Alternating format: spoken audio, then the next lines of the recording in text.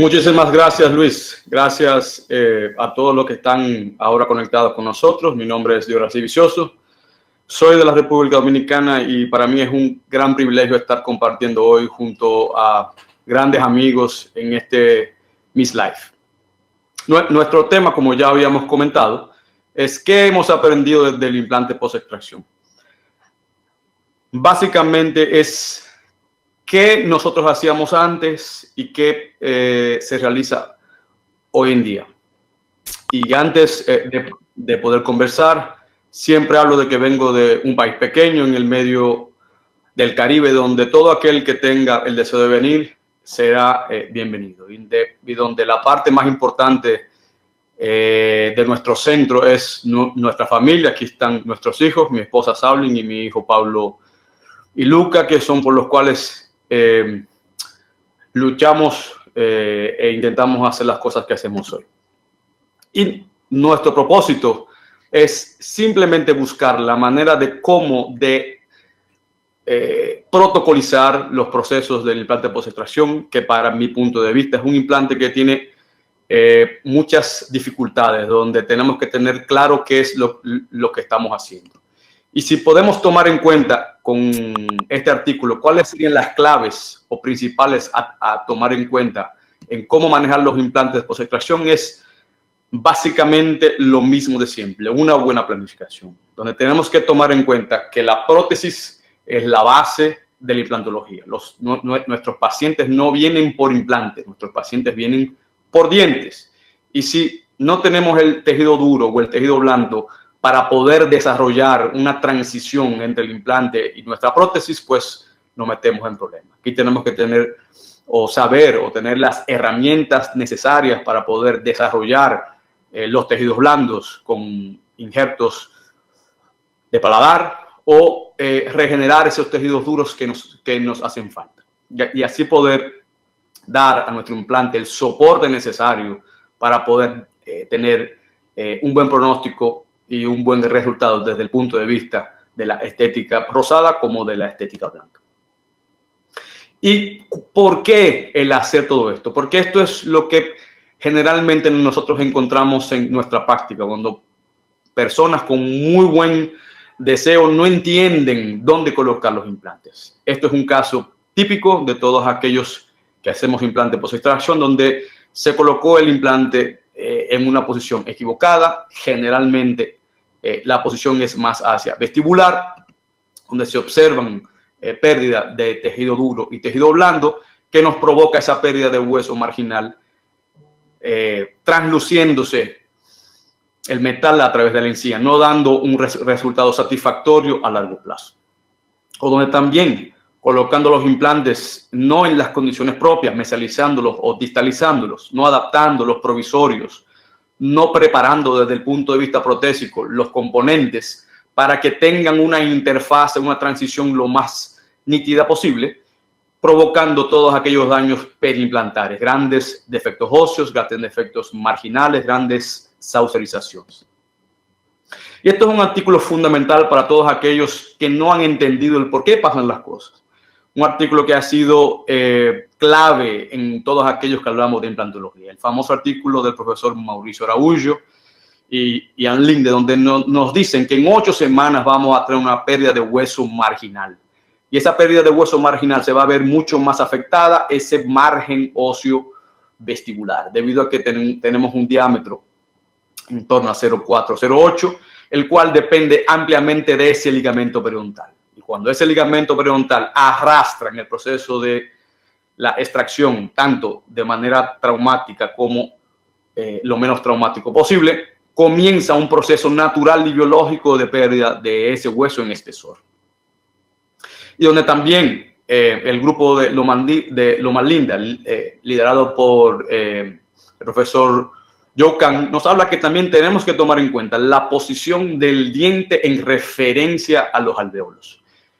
Teniendo en cuenta de que tenemos que, si vamos a hacer implante post-extracción, desplazar ligeramente los ápices de nuestros implantes hacia el paladar y poder tomar ese hueso y poder tener una mejor estabilidad primaria. Sabiendo que la clase 1 en este esquema de 4 es la que más nos favorece para obtener un buen resultado a largo plazo. ¿Por qué nosotros hemos modificado nuestra técnica? Porque esto es un caso clásico y sencillo de nuestra propia práctica en el cual descubrimos nuestros errores. Esto es un caso típico donde viene una fractura en sentido mesio-vestibular, donde el diente ya no es posible desarrollar algún tipo de elemento protésico definitivo. Hicimos la extracción, como entendíamos, con muchísimo cuidado, donde vemos aquí claramente la fractura, donde tenemos la tabla ósea vestibular, donde colocamos ese implante hacia palatino, donde tenemos el gap que toda la literatura nos habla, específicamente el profesor Denis Tarno, de 2 milímetros o más, donde colocábamos un elemento senógeno de reabsorción lenta, donde además de esto colocábamos un aditamento y no lo quitábamos más, el concepto de one abutment, one time de los hermanos Salama, donde también tenemos el concepto de cambio de plataforma, altura de componente de más de 4 milímetros, todo con la intención de perder el menor hueso posible. Un provisorio racionalmente bien, sepan que es un caso de 8 o 9 años, y donde intentábamos hacer todo lo necesariamente posible. Y como vamos viendo a pasar el tiempo, vamos que se va modificando ese margen. A pesar de que tomábamos la impresión, hicimos una corona que aparentemente a nuestros ojos sencillos, donde no entendíamos muchas cosas, entendíamos que estaba todo bien. Pero si se fijan en la parte marginal del implante, hay un cambio de color. Esto me dice que ya comenzó el proceso de reabsorción o de modificación de ese hueso. Aún con una periapical, donde nos demuestra que el hueso está por encima de la plataforma del implante, donde tenemos poco pérdida de hueso marginal o prácticamente nada. Sí, nuestro problema mayormente es en un sentido vestíbulo lingual. Y el paciente cuando vuelve a la consulta, y nadie queremos esa fatídica llamada, cuando nuestros pacientes de implante nunca vuelven y nos llaman de repente, doctor, quiero hablar con usted. El paciente viene, se pone el dedo exactamente donde tiene la reabsorción. Esto es lo que generalmente pasa cuando no llevamos los protocolos en los implantes post-extracción o donde no manejamos donde solamente manejamos los tejidos duros. ¿Qué hemos visto ahora con el grupo de los suizos encabezado por el profesor Ronald Young, donde tenemos que modificar ese biotipo y aumentar ese espesor a más de 2 milímetros? ¿Cómo hacemos esto? Con injertos de tejido conectivo. Cualquiera sea la superficie, titanio, cerámica, circonio o cualquier otro tipo de restauración o de interfase como el oro. Esto es un caso que vamos a intentar demostrarles. Esto es un caso de la maestría de periodoncia de nuestra facultad, donde tenemos un paciente que va a perder el número 11 debido a que tiene una fractura. Aquí vemos los espesores, vemos las posiciones de las papilas, donde hicimos la extracción con muchísimo cuidado, preservando todos los tejidos blandos, colocando nuestro implante direccionado desde el punto de vista protésico. En este caso, generalmente nos inclinamos por el implante B3 y sus características del cuello triangular en la parte marginal, en donde vemos claramente que ponemos el implante direccionado de la parte protésica. Entendemos que la literatura nos habla de poner nuestros implantes mayormente del cíngulo al borde incisal. Hoy en día nos inclinamos más hacia el borde incisal porque entendemos que nos permite un mayor rejuego con la parte protésica. ¿Y cuál es la diferencia del caso anterior a este? La parte del manejo de tejido blando. Con instrumentos muy pequeños, muy finos. Esta es una lámina fina, pequeña, de la marca MJK francesa, y con mucha delicadeza entramos y creamos un espacio. Este espacio es dentro de lo que es el espacio del periósteo, un espacio de más o menos 3 milímetros, y hacemos un bolsillo de 5 milímetros de altura por alrededor de unos 15 milímetros de ancho. Siempre buscando compensar esta parte marginal que vamos a tener ese cambio dimensional a largo plazo. Colocando siempre elementos rígidos para nuestros provisorios, donde lo hacemos en una combinación de cerámica y resina compuesta, donde hacemos todo el proceso primero del provisorio y luego hacemos un relleno de ese gap bien compactado. Y aquí vemos cómo, en un pequeño resumen, en combinación con acrílico y resina compuesta, vamos arrastrando, vamos contorneando, vamos puliendo ese perfil o ese área que va a estar en contacto con nuestro tejido. Nunca de manera prominente, siempre haciendo concavidades altamente pulidas para que nuestro tejido se pueda acomodar sin ningún problema. Y nos inclinamos mayormente a provisorios o cualquier elemento de manera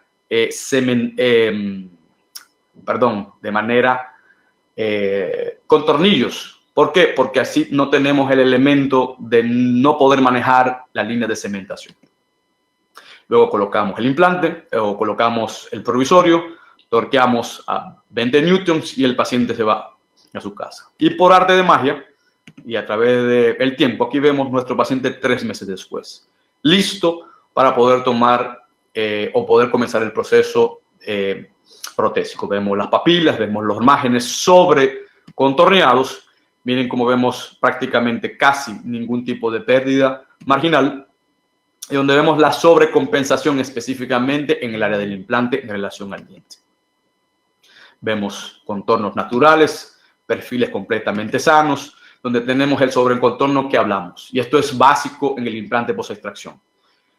Y sabiendo que vamos a tener una zona de placa, que va a ser de 1.4 en la literatura del profesor Tomás Lincovicius, y en su parte más apical vamos a tener un círculo, una inserción de tejido conectivo. Transfiriendo la información para nuestro técnico y utilizando elementos no prefabricados, sino personalizados para cada quien. Específicamente, hoy en día utilizamos la línea de lo que es el T-Base.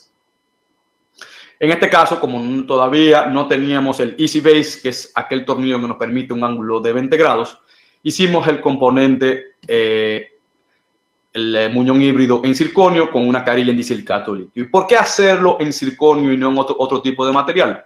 Porque la literatura nos habla desde el 1998 con el profesor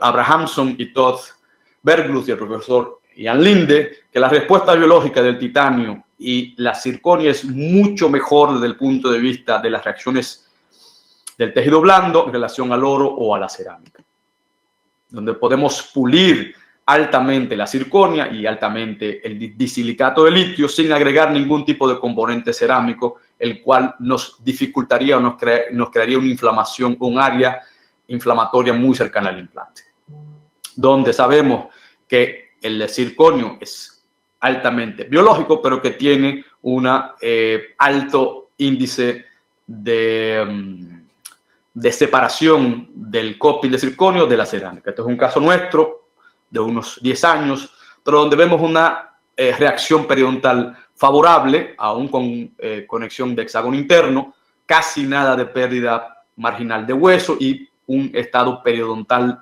fabuloso. Lo único que se puede hablar es que tenemos una separación que se produce en 6 años a un 25% de nuestras restauraciones.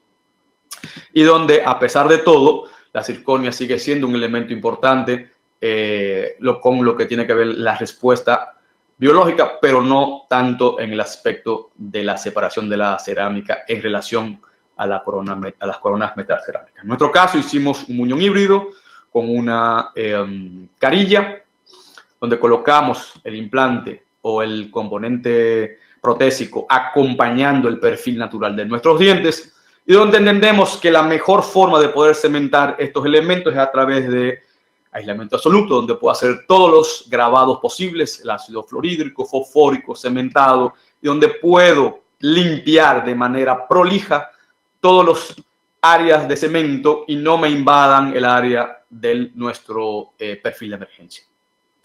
Utilizar puntas, utilizar láminas de bisturí para poder hacer todo esto de la manera más nítida y prolija posible. Inmediatamente eliminando el dique de goma, hay un ligero desplazamiento del tejido blando, pero donde vemos claramente el detalle periodontal, donde tenemos una sobrecompensación de tejido blando y duro del lado del implante, donde no tengo el ligamento periodontal y donde en el elemento natural o el diente vital no tengo que manejar estos espesores porque el ligamento periodontal me compensa las mínimas espesores de hueso para tener un resultado óptimo desde el punto de vista estético, rosado y blanco. Aquí una semana después, donde el tejido ya va tomando forma, donde el hueso se va adaptando, va recibiendo esa carga de manera natural y donde vemos el acompañamiento un año después, donde todo se mantiene en su lugar y se ve mucho mejor el implante que hasta el propio diente. Esto es manejar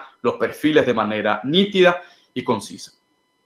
Y en un resumen hecho por el grupo de Loma Linda, básicamente esto mismo. El área anterior, si podemos hacer carga inmediata, mucho mejor para nuestros resultados estéticos, rellenar ese gap con algún elemento de reabsorción lenta, senoinjertos, aloinjertos, aloplásticos, tener en cuenta siempre los biotipos, manejando en la mayoría de nuestros casos injertos de tejido blando y muy importante seleccionar el paciente perfecto para la técnica y un cirujano, un periodoncista que tengan la capacidad de poder hacer estos procedimientos de la manera menos invasiva y más prolija posible. Donde el aspecto biológico es fundamental, donde vamos a tener básicamente un perfil de 4 milímetros, donde tenemos que tener en cuenta el material restaurador, las conexiones. ¿Por qué? Porque vamos a tener un surco, un epitelio de un loro largo y al final una inyección de tejido conectivo que tenemos que proteger. Esto es lo que nos va a permitir la menor pérdida de hueso posible a largo plazo.